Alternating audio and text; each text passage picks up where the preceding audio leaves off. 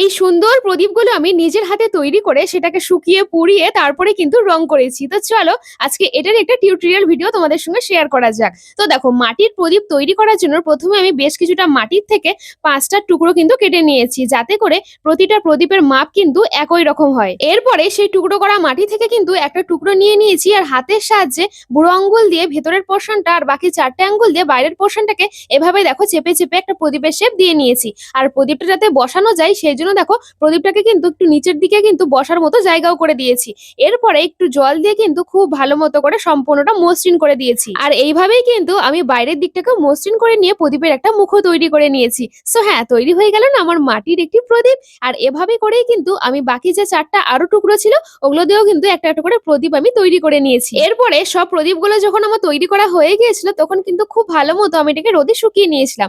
আর শুকিয়ে নেওয়ার পরে আমি কিন্তু এগুলোকে আগুনে পোড়াতে দিয়েছিলাম। কিন্তু আমার সাথে না একটা দুঃখের বিষয় ঘটে গেছিল। তো সেটা হচ্ছে এই ৫টা প্রদীপের মধ্যে থেকে না একটা প্রদীপ কেন জানি ভেঙে গেছে। আমি নিজেও কারণটা বুঝতে পারিনি। তো যাই হোক, তো চলো ওটা যখন ভেঙে গেছে ওটাকে নিয়ে আর মন খারাপ করে লাভ নেই। বাকি ৪টা প্রদীপকে চলো এক এক করে রং করে ফেলি। আর রং করার জন্য দেখো প্রথমে একটা বেস কালার আমি অ্যাপ্লাই করে নিয়েছি। তারপরে দেখো এক এক করে আমি বিভিন্ন কালার দিয়েছি। এই যেমন দেখোই না, আমি কিন্তু একটা প্রদীপকে একদম পুরোটাই রেড কালার করেছি।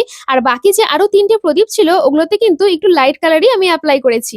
আর এইরকম করে সম্পূর্ণটা কিন্তু কালার করা হয়ে গেলে আমি এটাকে কিন্তু একটু শুকিয়ে নিয়েছিলাম, যাতে করে এর উপরে যখন আমি এই ডিজাইন গুলো করবো তাতে করে যাতে আমার প্রবলেম না হয়। আর শুকিয়ে না নিলে না একদমই তোমরা কোনো রকমের কোনো ডিজাইন করতে পারবে না। তাই আমি বলবো যে একটু তোমরা ওয়েট করে তারপরে কিন্তু ডিজাইন করা শুরু করবে। ও আর একটা কথা বলে রাখি, আমি কিন্তু ডিজাইনে ডটুকো যাই না, তারপরেও কিন্তু চেষ্টা করেছি।